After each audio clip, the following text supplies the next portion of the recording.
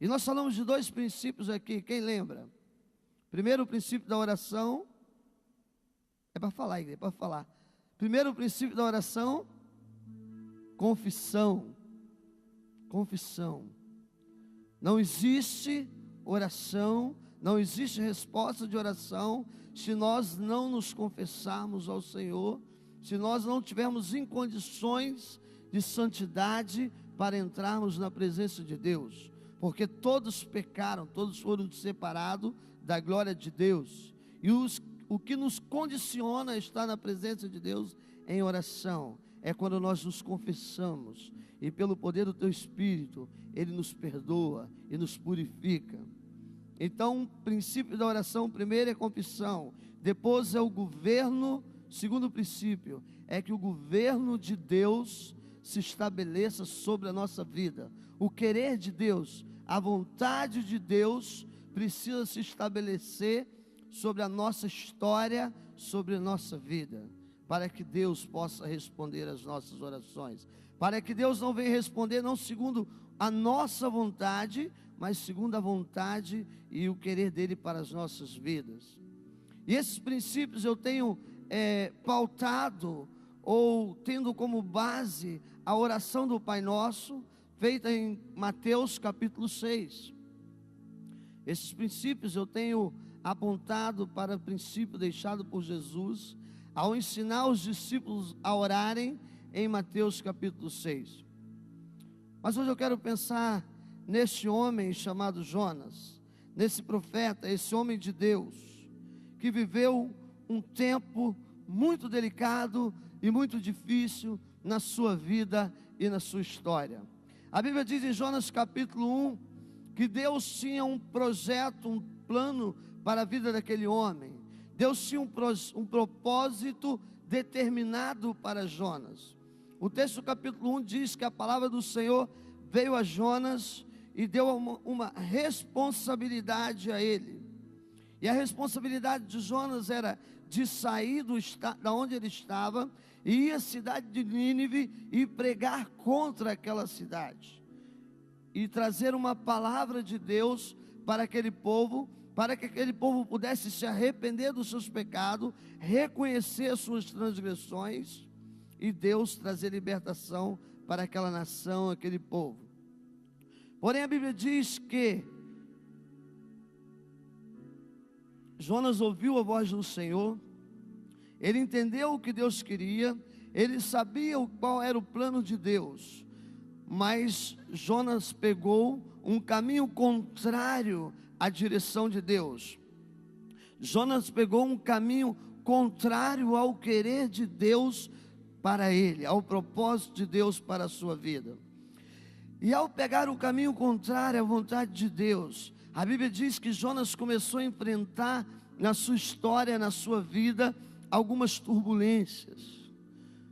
O capítulo 1 diz que Jonas desceu para uma cidade chamada Jope, e ali ele pegou um navio que ia para uma cidade chamada Tars. E aquela cidade era no rumo contrário à cidade de Nínive, que era a qual Deus havia pedido para ele ir pregar, ele ia anunciar uma mensagem. E veja que a história vai mostrando que, à medida que Jonas vai se distanciando do querer de Deus, ele começa a enfrentar na sua história, na sua vida, algumas turbulências. Ele estava viajando dentro de um navio, e o capítulo 1 diz que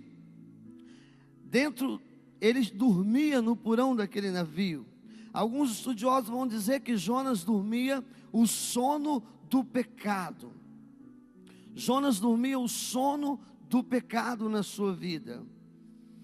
E enquanto ele dormia, sobreveio um temporal, sobreveio um vento forte, sobreveio uma grande tempestade contra o barco em que Jonas estava viajando.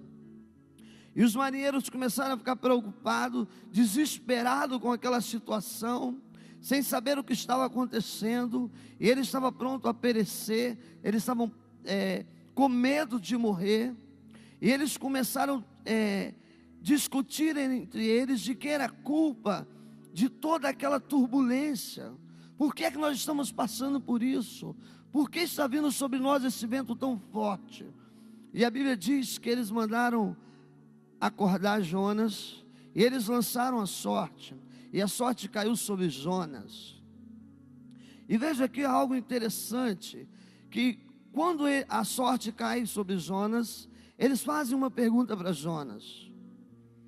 Eles dizem assim: de onde você vem e a que Deus você serve?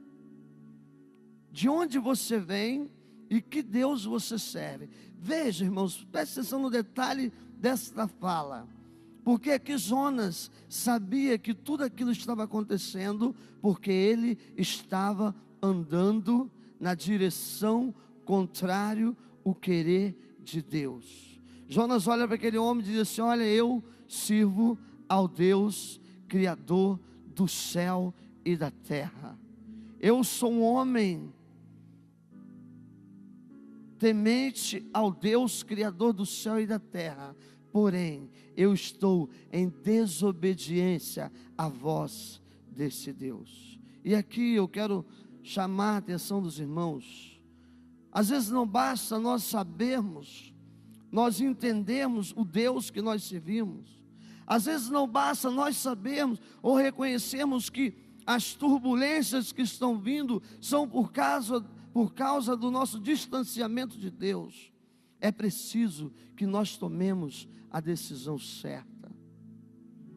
É preciso que nós tomemos a decisão certa. E a decisão certa para a vida de Jonas naquele momento era retomar o rumo da sua história, retomar a sua caminhada e voltar para o propósito de Deus, voltar para aquilo que Deus tinha estabelecido para você.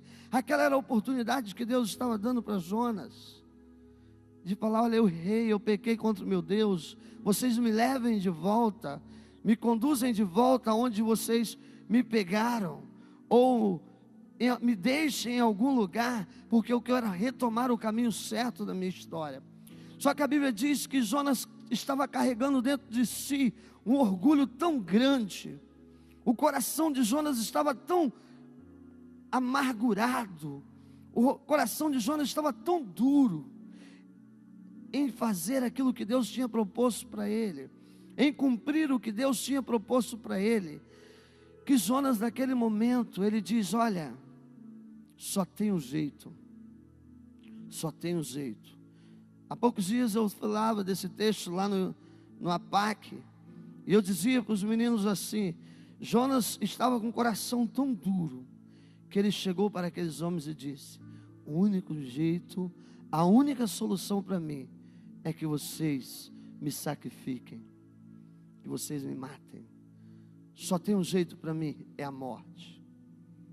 Porque Jonas está enfrentando um temporal, sabia que o que estava acontecendo era por causa da sua desobediência diante de Deus. E Jonas, em vez de reconhecer isso, Jonas piora as coisas para o lado dele. Jonas fala: eu sei que eu estou errado, eu concordo que eu desobedeci ao meu Deus, mas me lancem nesse mar. E para mim aquilo é um pedido de morte, porque alguém que pede para ser lançado no mar, com muita chuva, com muito vento, com um temporal que os marinheiros estavam desesperados, é alguém que deseja a própria morte. Em momento algum Jonas disse: eu creio em Deus que Ele vai me salvar. Não, Jonas só disse: me lancem ao mar. O coração de Jonas estava tão duro, que Jonas preferiu, mesmo sabendo, continuar andando contrário àquilo que Deus havia proposto para a vida dele. E a Bíblia diz que aqueles homens fizeram como Jonas tinha pedido e lançaram ele no mar. Jonas agora é lançado no mar. E agora Jonas vive um momento terrível.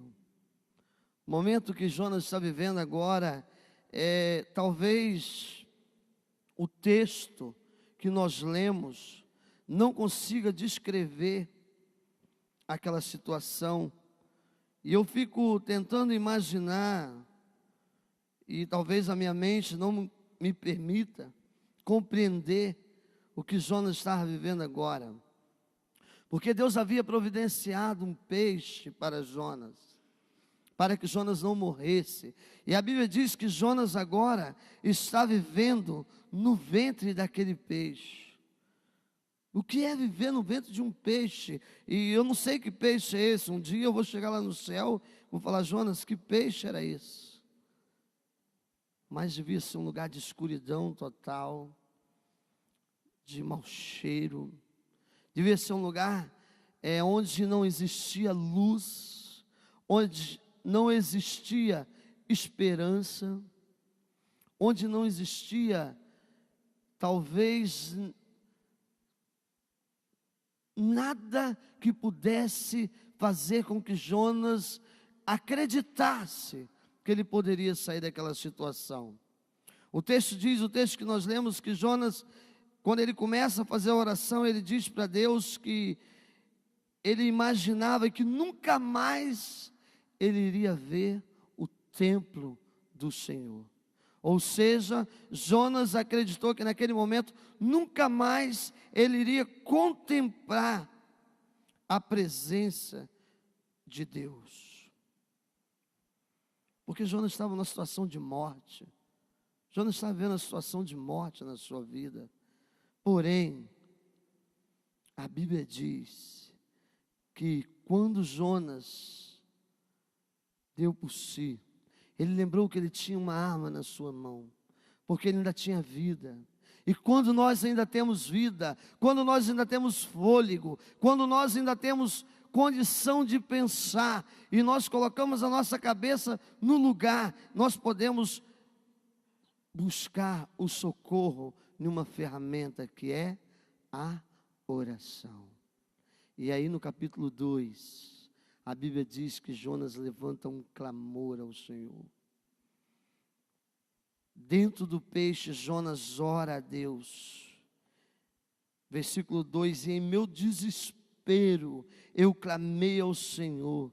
Em meu desespero, em meio a muito medo, em meio a muita angústia, em meio a uma situação muito difícil, eu clamei ao Senhor. E eu disse: tu me jogaste na profundeza, no coração dos mares, todas as tuas ondas me cobrem, passam sobre mim.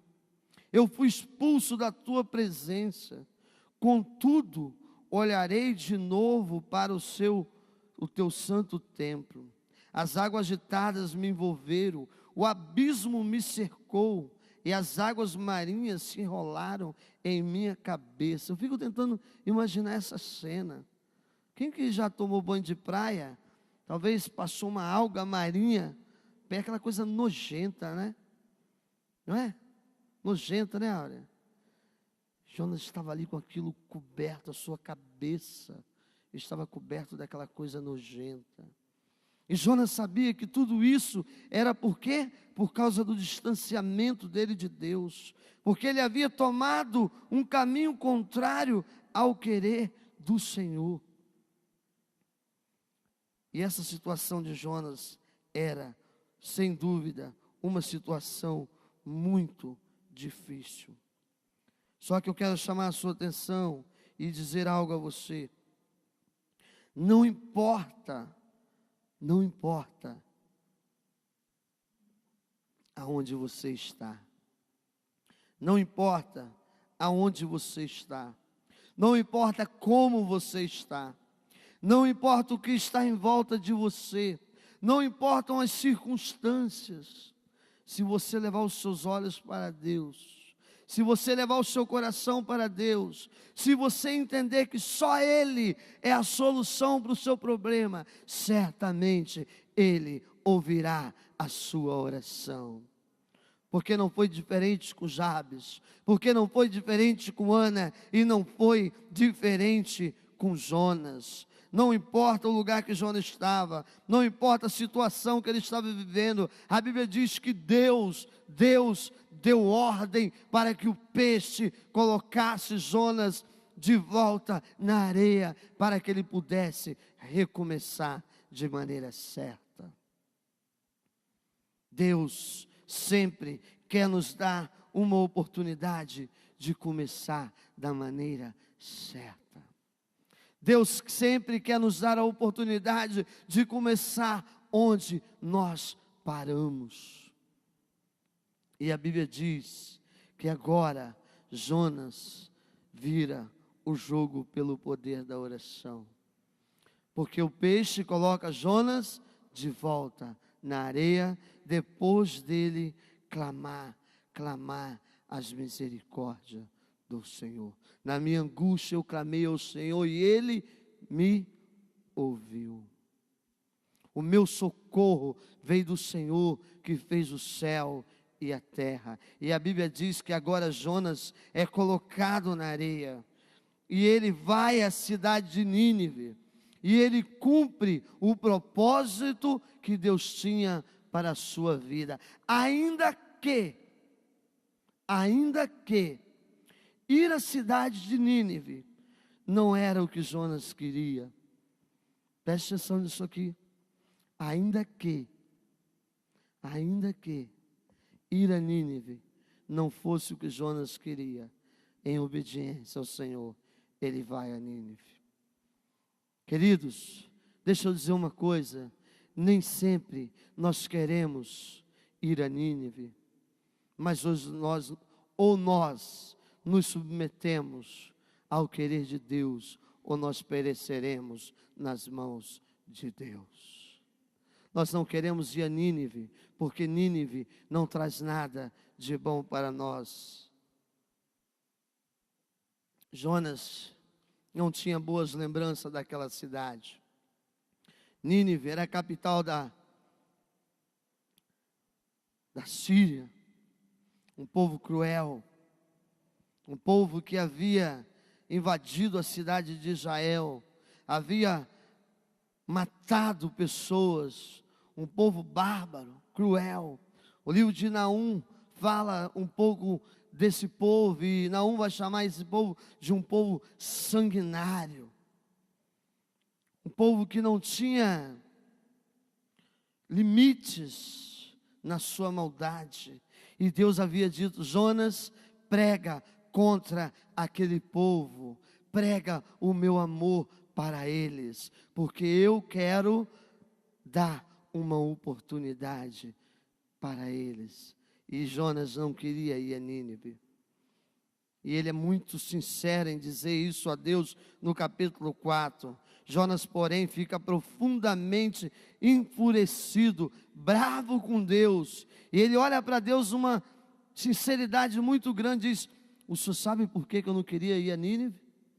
Porque eu sabia que as tuas misericórdias são grandes demais. E o Senhor ouve quando alguém se arrepende. Às vezes nós não queremos ver o amor de Deus sendo derramado em aquele que não nos oferece algo de bom. E veja o que a palavra diz no capítulo 4, versículo 2. Ele diz: quando ainda eu estava em casa, foi por isso que me apressei em fugir para Tarse, porque eu sabia que tu és Deus misericordioso e compassivo, muito paciente, cheio de amor, e que promete castigar, mas depois te arrependes. Agora, Senhor, tira minha vida, porque para mim é melhor morrer do que viver. Jonas, no seu desespero, clamou ao Senhor, mas ainda não havia entendido o grande amor de Deus por Nínive. Queridos, deixa eu dizer uma coisa para vocês. Deixa eu dizer uma coisa para você, meu irmão, minha irmã, que está aqui nessa noite. Nós podemos virar o jogo pelo poder da oração. Sabe por quê? Porque o poder não está em nós, mas está em Deus, que é o Senhor dos senhores, Deus dos deuses, aquele que governa desde a antiguidade. Jonas não queria ir a Nínive, mas ele precisou se submeteu ao querer de Deus. E a Bíblia diz que ele cumpriu em obediência ao Senhor o propósito que Deus tinha sobre a vida dele. E toda a cidade de Nínive foi salva pela pregação de Jonas. Toda a cidade de Nínive foi salva pela pregação de Jonas. Quantas pessoas podem ser salvas através daquilo que você tem a dizer? Quantas pessoas podem ser salvas através da sua vida? Quantas pessoas podem ser resgatadas da morte através da sua vida, meu irmão? E às vezes você tem enfrentado turbulência, você tem enfrentado dias difíceis, porque você ainda não entendeu o querer de Deus e você tem se desviado daquilo que é propósito de Deus na sua vida e na sua história. E eu não posso deixar de trazer para você mais um princípio da oração aqui estabelecido, e que também está estabelecido em Mateus capítulo 6. Mateus capítulo 6, vai para a sua Bíblia, e eu quero destacar mais um princípio que Jesus deixa para que eu e você pudéssemos olhar para ele em Mateus capítulo 6, quando Jesus ensina a respeito da oração. Mateus capítulo 6, verso 12. Perdoa as nossas dívidas, como nós perdoamos a quem nos tem ofendido. Perdoe as nossas transgressões, assim como nós perdoamos aquele que nos tem ofendido, aqueles que nos têm magoado. Querido, e aqui está estabelecido nessa oração um princípio, e é perdão, para que Deus possa ouvir as nossas orações, para que Deus possa responder às nossas orações. A palavra de Deus diz, através do ensino de Jesus Cristo, que para Ele possa ouvir as nossas orações, para que as janelas do céu possam ser abertas a nosso favor, para que nós possamos virar o jogo pelo poder da oração. Nós não podemos perder de vista esse princípio que é de perdoar, de perdoar, de perdoar. É preciso perdoar. O verso 12, Jesus vai dizer: perdoa-nos como nós perdoamos a quem nos tem ofendido. Ele está dizendo assim: se nós não perdoarmos, também não nos perdoe.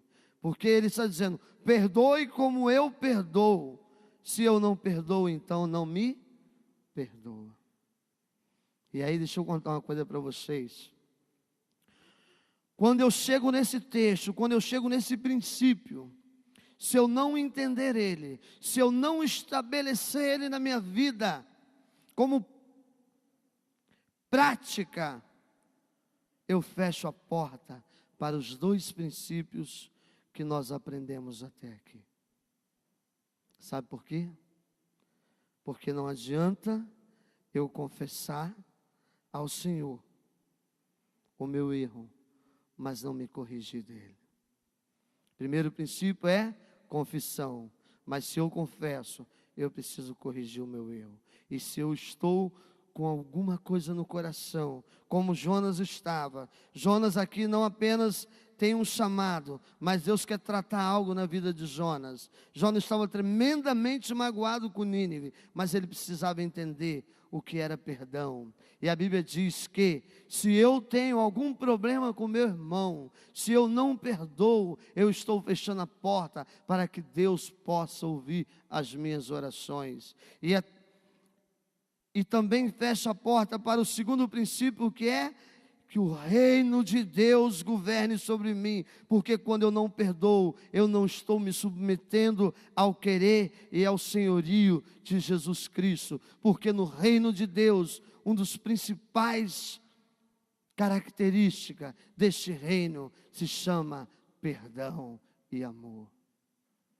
Queridos, esse texto, aqui, esse tema da oração, o evangelista Mateus enfatiza isso de uma maneira muito séria. Ele enfoca isso de uma maneira muito séria para nós. Quando Jesus termina a oração, no versículo 13, porque teu é o reino, o poder e a glória para sempre. Amém. Acabou a oração. E aí é como se Jesus fizesse assim, ó. Deixa eu falar uma coisa. Vocês entenderam o que eu disse sobre o perdão? Vocês entenderam? É como se Jesus falasse, discípulos, vocês que eu estou ensinando a orar, vocês entenderam o que eu disse? Se vocês não entenderam, deixa eu falar de novo. E aí ele continua no 13 e no 14. Veja o que ele vai dizer. 14 e 15, me perdoa. E aí ele continua dizendo: pois se perdoares as ofensas uns dos outros, o Pai Celestial também lhes perdoará. Mas se não perdoares uns aos outros, o Pai Celestial não lhes perdoará as ofensas. E fecha, passa régua. E não tem vírgula. E não tem meio termo. Você está entendendo, igreja? Princípio da oração. E às vezes nós oramos, a sua igreja, Deus não está respondendo, Deus não quer nos responder, Deus não está olhando, não está com os ouvidos abertos para as nossas orações, Deus não está ouvindo o nosso clamor. E aí eu preciso entender que junto com a oração precisa andar os princípios da oração. Por isso que quando Salomão estava dizendo: Senhor, atende a oração feita neste lugar, atende o clamor feito neste lugar, olhe para esse templo, quando esse povo se reunirem a orar, e Deus olha para Salomão e diz: se esse povo se converter dos seus maus caminhos, se eles confessarem suas transgressões, então assim eu ouvirei do céu e sararei a sua terra e perdoarei os seus pecados. Perdoarei os seus pecados e sararei a sua terra. Amados irmãos, a palavra de Deus, não há espaço para outras, para vírgulas ou para acréscimos que nós desejamos colocar. Ela é uma palavra direta aos nossos corações. Nós precisamos entender o que essa palavra quer tratar comigo e com você, porque essa palavra é uma palavra que me coloca diante de uma responsabilidade muito grande. Essa palavra me coloca diante de uma verdade muito grande. Essa palavra me coloca diante de um grande desafio. Essa palavra me coloca diante de um reino de amor e de perdão, diante da compreensão do que Paulo está escrevendo em Romanos capítulo 5, verso 8. Deus, o nosso Senhor, o nosso Salvador Jesus Cristo, aquele que nos arrancou das trevas e nos transportou para o reino do seu Filho amado Jesus, Ele nos amou quando nós ainda éramos transgressores, quando nós ainda éramos pecadores, e a Bíblia diz que nós devemos perdoar como Jesus nos perdoou. Nós devemos amar como Ele nos amou, ou seja, dando direito ao outro de não nos amar. Esse é o reino de Jesus Cristo. Estreita é a porta que conduz à salvação, e larga é a porta que conduz à perdição, porque é essa porta que nós temos que passar. Eliseu tem dito aqui alguns dias, e Jesus está voltando. Jesus Cristo está voltando. Nós precisamos entender isso, que Jesus está voltando, e estreita é a porta que está diante de nós. Mas felizes são aqueles que perseverarem até o fim, porque depois de passarem as lutas, receberão a coroa que está prometido àqueles que creem. Baixe sua cabeça e fale com Deus. Deus, nós precisamos de Ti, Pai. para trazermos isso para a prática da nossa vida, Senhor. Deus, nós precisamos de Ti, Senhor, para vivermos isso, Pai, de uma maneira concreta em nossas vidas, Senhor. Ó Jesus, tenha misericórdia de nós, porque às vezes é tão difícil, Senhor, é tão difícil amar os nossos inimigos, é tão difícil perdoar aqueles que nos perseguem, Pai. Mas essa é uma palavra que o Senhor coloca diante de nós, para que nós possamos praticar, para que nós possamos viver. E se o Senhor coloca isso, que o Senhor nos dará condições, Pai. Só o Senhor nos dará condições para viver isso na nossa vida. Por isso, em nome de Jesus, Senhor, tira de cima de nós tudo que é religião, toda religiosidade, e nos leva, Pai, nos leva para a Tua palavra, Jesus, porque a Tua palavra nos purifica, Senhor, a Tua palavra nos santifica, as Tuas palavras nos quebra ao meio, e contra essa palavra, Jesus, não há lei, contra essa palavra não há acusação, porque é a palavra do Senhor que vem para as nossas vidas, Senhor. Nos ajude, Jesus. Nos ajude, Jesus, porque nós precisamos de Ti. Nós vivemos dias difíceis, ó Pai. Nós vivemos tempos difíceis. Quantas são as pessoas que estão vivendo, Jesus, ao nosso lado, em situações desfavoráveis? Quantos são, Jesus, as famílias que têm sofrido com a dependência química, Pai?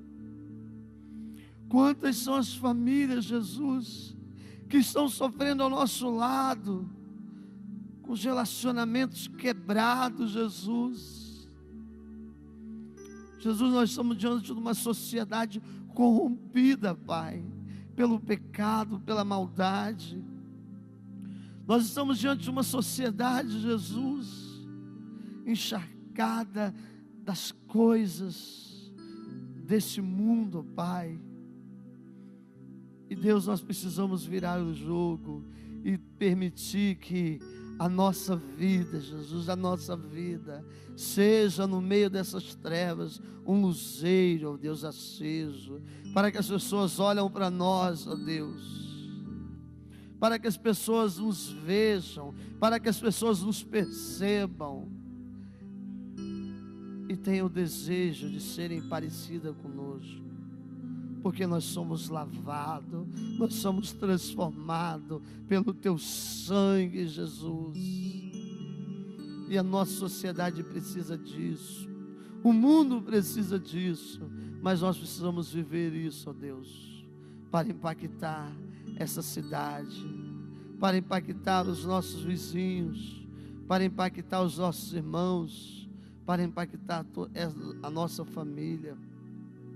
Ó Jesus, às vezes nós nos sentimos, ó Deus, como Jonas,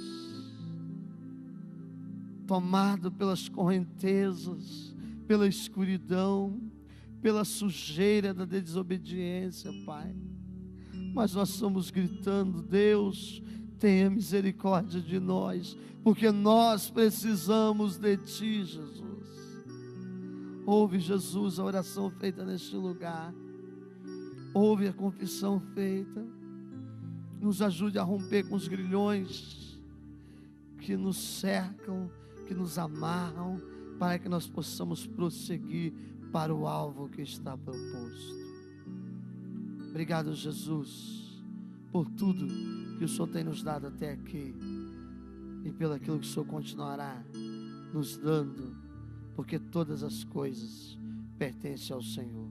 Em nome de Jesus, amém, amém.